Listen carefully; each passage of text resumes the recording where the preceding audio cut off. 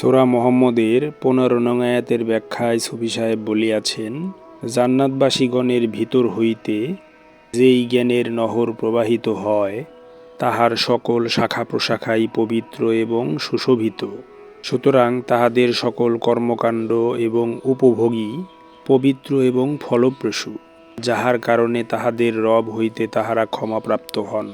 সালাতের সাহায্যে জান্নাতবাসী তাহার বিষয়সমূহকে শিরকের মোহকালিমা হইতে মুক্ত করিয়া থাকেন।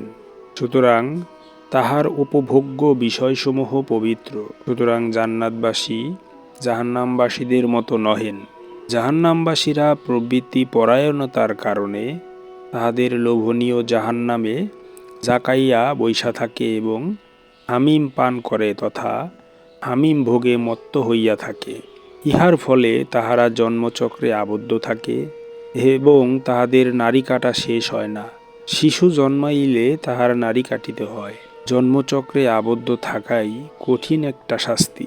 হামিম ভোগকে সকল বস্তু ভোগের প্রতীকরূপে এখানে উল্লেখ করা হইয়াছে।